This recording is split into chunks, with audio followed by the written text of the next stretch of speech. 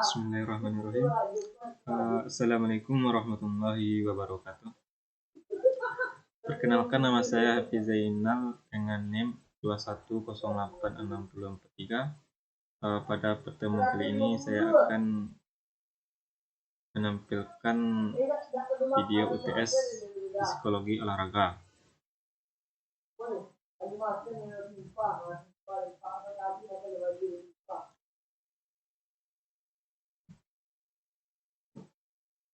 Dengan dosen pengampu Pak Syarastani MKes AIPO dengan Bu Desi Novitasari SPD MPD. Presentasi saya yaitunya motivasi dalam olahraga. Yang pertamanya itu pengertian motivasi olahraga. Motivasi ialah dorongan mental yang dapat menggerakkan dan menentukan tingkah laku manusia. Motivasi adalah semacam dorongan internal yang mendorong seseorang untuk melakukan suatu hal untuk mencapai sesuatu. Jadi dapat kita simpulkan dari pengertian motivasi adalah keseluruhan daya bergerak motif-motif di dalam diri individu yang menimbulkan kegiatan berolahraga, menjamin kelangsungan latihan dan memberi arah pada kegiatan latihan untuk mencapai tujuan yang dikehendaki. Lanjut yang bagian B, yaitunya fungsi motivasi. Yang pertamanya mendorong timbulnya tingkah laku atau perbuatan. Tanpa motivasi tidak akan timbul suatu perbuatan. Itu yang pertama.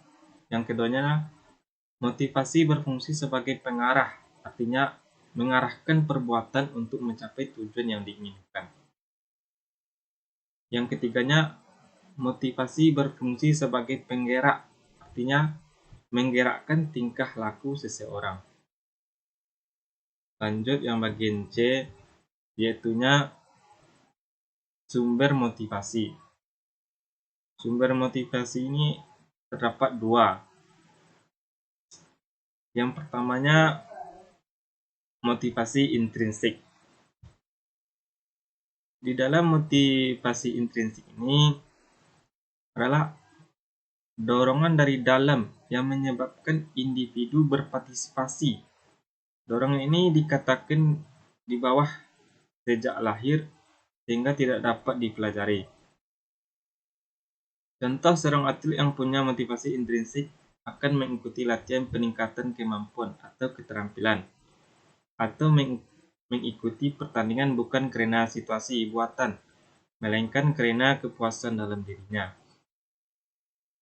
Lanjut yang bagian 2, yaitunya motivasi ekstrinsik. Adalah dorongan yang berasal dari luar dari individu yang menyebabkan individu beradaptasi dalam olahraga. Dorongan ini berasal dari pelatih, guru, orang tua, bangsa atau berupa hadiah, sertifikat, dan lain-lain. Dan lanjut ke bagian D, yaitunya faktor-faktor yang mempengaruhi motivasi. Faktor yang mempengaruhi motivasi yang pertamanya atlet sendiri. Seorang atlet sendiri bisa mempengaruhi motivasinya karena atlet memegang peranan sentral dari munculnya motivasi. Atlet sendiri yang mengatur dirinya untuk mencapai atau mendapatkan sesuatu. Jika atlet sudah merasa puas dengan pencapaian yang ada, maka tidak akan ada lagi usaha keras untuk mendapatkan sesuatu yang baru. Itu mempengaruhi seorang atlet sendiri. Yang bagian 2-nya hasil penampilan. Hasil penampilan sangat menentukan motivasi seorang atlet. Kekalahan dalam pertandingan akan berdampak negatif terhadap motivasi atlet. Atlet akan diliputi perasaan tidak berdaya dan seolah-olah tidak mampu lagi untuk bangkit. Terlebih lagi jika mengalami kekalahan dan pemain yang dianggap lebih lemah dari dirinya. Sebaliknya, jika mendapat kemenangan, maka hal itu akan menumbuh sikap positif untuk mengulang keberhasilan yang berhasil diraih. Yang bagian yang ketiganya, suasana pertandingan. Ini sangat mempengaruhi seorang atlet. Suasana pertandingan sangat menentukan emosi seorang atlet. Dan lanjut yang bagian yang keempatnya, tugas atau penampilan. Motivasi juga ditentukan oleh tugas atau penampilan yang dilakukan. Jika tugas berhasil dengan baik diselesaikan, keyakinan diri atlet akan meningkat. Dengan keyakinan diri yang tinggi, motivasi juga akan mengalami kenaikan. Tugas yang berhasil dilaksanakan akan memberi tambahan energi dan motif untuk bekerja lebih giat. Dan lanjut ke bagian E, yaitu cara meningkatkan motivasi. Yaitu ada 5 cara. Yang pertamanya, menetapkan sasaran. Konsep dasar adalah menciptakan tantangan bagi atlet untuk dilewati. Secara sederhana, merangsang atlet untuk mencapai sesuatu baik dalam proses latihan maupun dalam sebuah kompetisi. Yang keduanya, meningkatkan motivasi. Yang keduanya, persuasi verbal.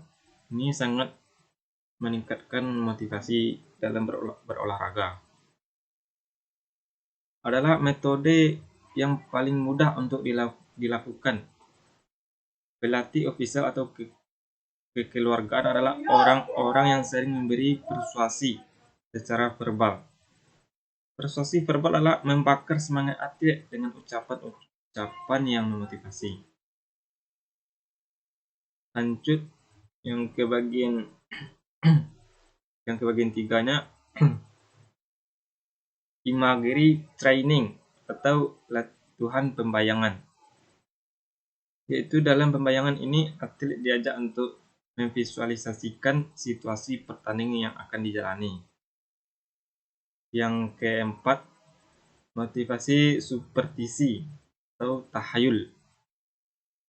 Adalah suatu bentuk kepercayaan kepada sesuatu yang merupakan suatu simbol yang dianggap mempunyai daya kekuatan atau daya dorongan mental. Motivasi ini dapat mengubah tingkah laku menjadi lebih semangat, ambisius, dan lebih besar kemauannya untuk sukses. Yang kelimanya, motivasi insentif, yaitu metode yang paling banyak digunakan untuk memacu motivasi atlet. Yaitunya bonus, hadiah, atau jabatan tertentu digunakan untuk motivasi atlet.